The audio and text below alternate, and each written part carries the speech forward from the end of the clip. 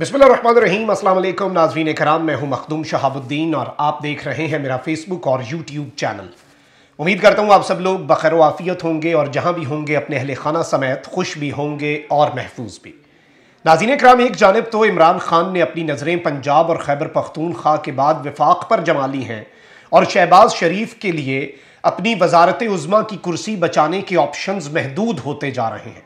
शहबाज शरीफ के सर पर एक बहुत बड़ी तलवार लटक रही है और अब फैसला कप्तान ने करना है कि शहबाज शरीफ ने मजीद कितने दिन वजीर आजम रहना है।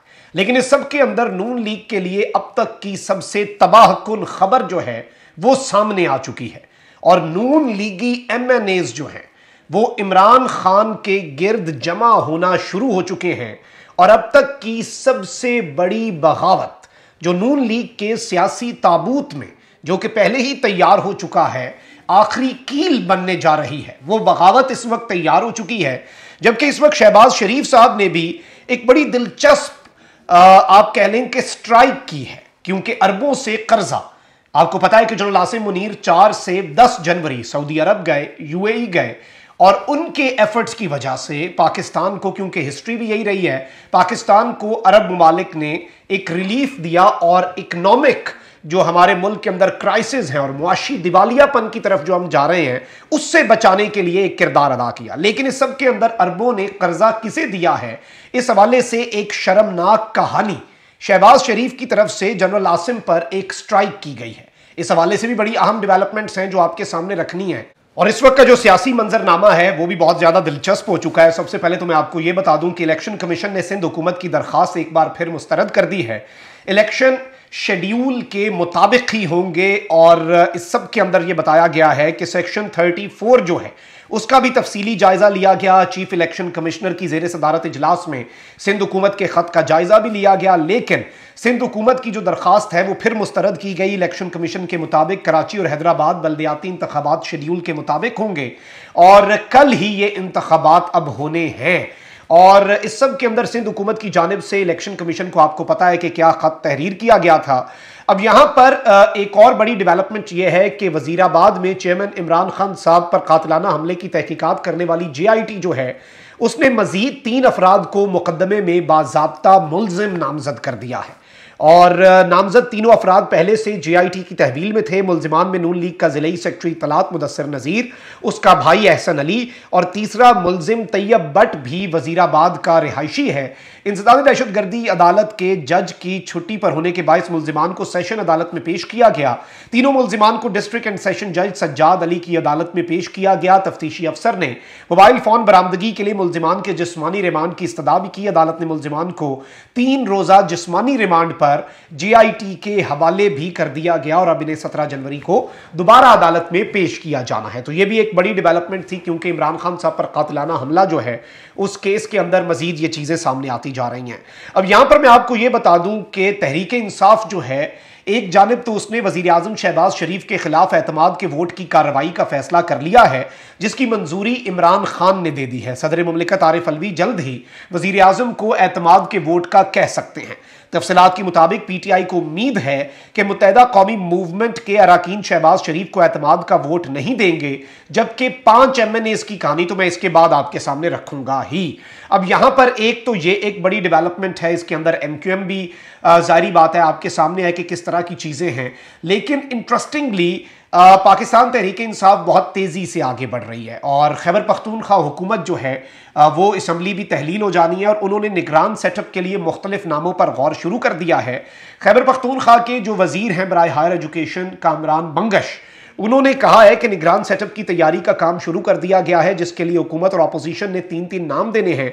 निगरान सेटअप की तैयारी सूबाई असम्बली तोड़ने के पेश नज़र की जा रही है और इसके अंदर मैं आपको ये बता दूं कि बहुत से लोग हैं जिनके नाम इस वक्त डिस्कस हो रहे हैं, चीज़ें आ रही हैं, लेकिन जो सबसे बड़ी नून लीग के लिए बगावत है वो ये है कि इस वक्त टिकट जो है वो चलनी है इमरान खान की और इमरान खान ने खंबे को भी अपनी टिकट दे दी तो वो सीट है और ये चीज़ अब बहुत से नून लीग के जो MNAs हैं, MPAs हैं, उन्हें भी समझ आ चुकी है।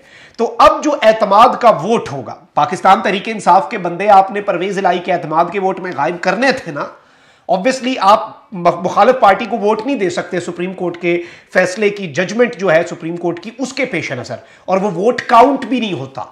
लेकिन एतमाद का वोट जो है और तहरीक अदम एतमाद, इनमें एक बड़ा बेसिक सा डिफरेंस है। तहरीक अदम एतमाद में ऑपोजिशन ने नंबर पूरे करने होते हैं, जो सदर या गवर्नर एतमाद का वोट कहता है उसमें जो रूलिंग आपका वो लीडर ऑफ द हाउस है, वजीर आजम या वजीर आला, उसने बंदे पूरे करने होते हैं, उसमें उसकी पार्टी के लोग गैर हाजिर भी रह सकते हैं। अब 5 MNAs हैं पाकिस्तान मुस्लिम लीग नवाज के, जो कि इस सब के अंदर गायब रह सकते हैं, और उन्हें बदले में ना तो कोई पैसे चाहिए, उन्हें बदले में कुछ भी नहीं चाहिए, उन्हें बदले में सिर्फ एक चीज चाहिए कि अपनी सियासत बचानी है उन्होंने।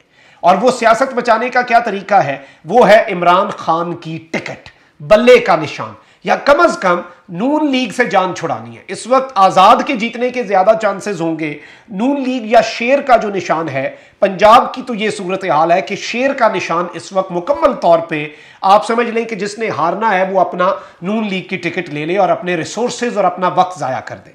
अब यहां पर कुछ ही देर के अंदर इमरान खान साहब से मुलाकात की भी इस वक्त बाज़गश्त है, और इस वक्त अंदरूनी ज़राए ये बता रहे हैं कि सदर ने अगर एतमाद के वोट का कह दिया तो नून लीग के 5 MNAs जो हैं वो भी ऐवान से गैर हाजिर रह सकते हैं।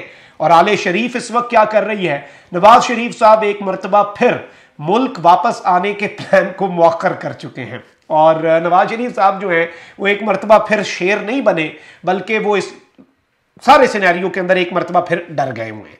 तो अब तलवार भी चल सकती है, ये सब कुछ हो सकता है।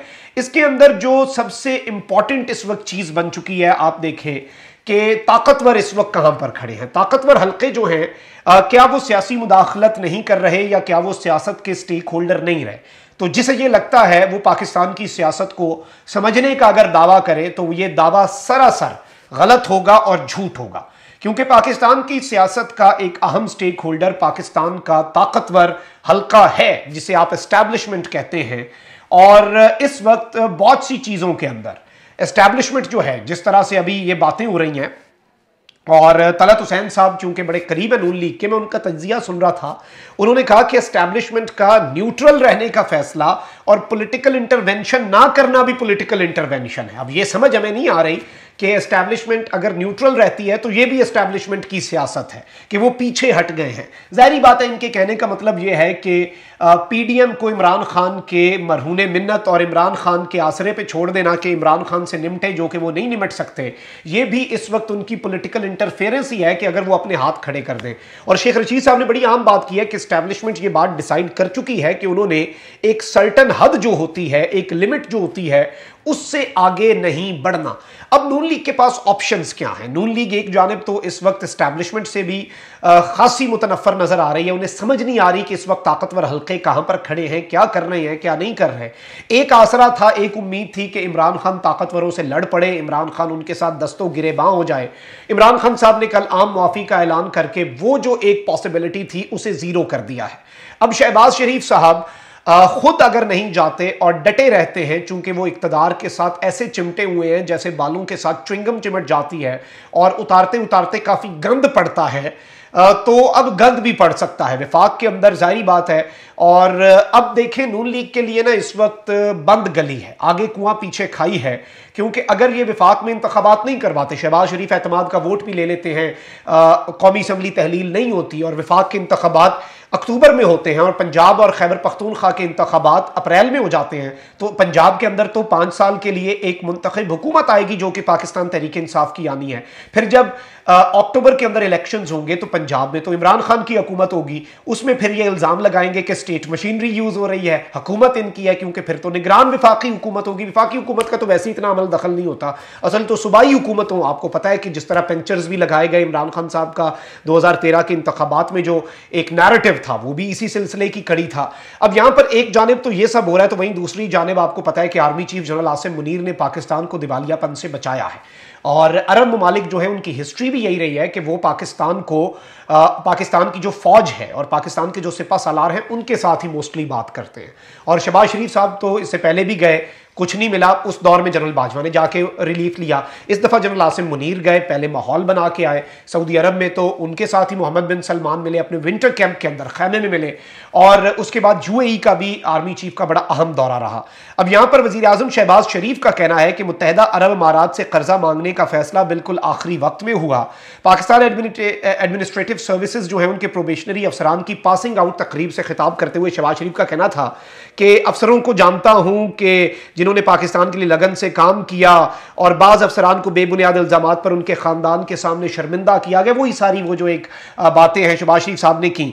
लेकिन इन्होंने कहा कि हमने फैसला किया था कि कर्जा नहीं मांगेंगे, लेकिन हमने IMF के मामलात में जकड़े हुए हैं। UAE के सदर की इंतहाई मोहब्बत जो है उसकी वजह से उनके सामने दिल खोल कर रख दिया और आखिरी वक्त में उनसे कर्जा मांगने का फैसला किया, जबकि रियलिटी भी यही है और जो सोर्सेज हैं वो भी यही बता रहे हैं कि माहौल जो है और सारे अप्रूवल्स जो है, हर चीज़ जो है और जो टेक्निकलिटीज होती हैं वो army chief general Asim Munir वहां पर तय करके है। लेकिन शहबाज शरीफ साहब जारी बात है he wants to take the credit for this, और इस सब के अंदर उन्होंने कहा कि शहबाज शरीफ साहब ने कहा कि UAE के सदर से कहा कि आपने पाकिस्तान को $2 अरब का कर्जा दिया, मेहरबानी करें $2 अरब का कर्जा रोल ओवर कर दें।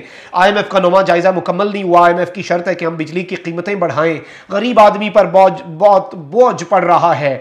और इसके अंदर उन्होंने कहा कि UAE की सदर ने मुझसे कहा कि शहबाज शरीफ आप मेरे भाई हैं, आपको कैसे इनकार कर सकता हूं, और इसके अंदर तमाम तर चीजें।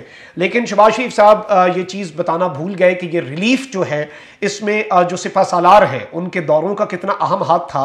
और शहबाज शरीफ साहब तो खाना पूरी के लिए वहां पर गए और अपेरेंटली वहां पर एक फाइनल चीजों को ऑफिशियली देखने के लिए, क्योंकि जारी बात है पैसे तो मिलने तो ही नहीं है, लेकिन जो चीजें डिस्कस होती हैं। और शहबाज शरीफ साहब की सिचुएशन यही है कि अरब ममालिक से अगर ये खुद मांगें तो वो भी ये कहेंगे जाओ बेटा किसी घर से बड़े को भेजो, और बड़ा जो है वो जा चुका था पहले ही। उसके बाद शहबाज शरीफ साहब तो सिर्फ खाना पूरी के लिए गए। तो ये सारी चीजें हैं, लेकिन ये उनकी बात करना और सारा क्रेडिट लेना, लेट्स सी इसका क्या मतलब है। अपना बहुत ख्याल रखें। अल्लाह निगहबान। पाकिस्तान जिंदाबाद।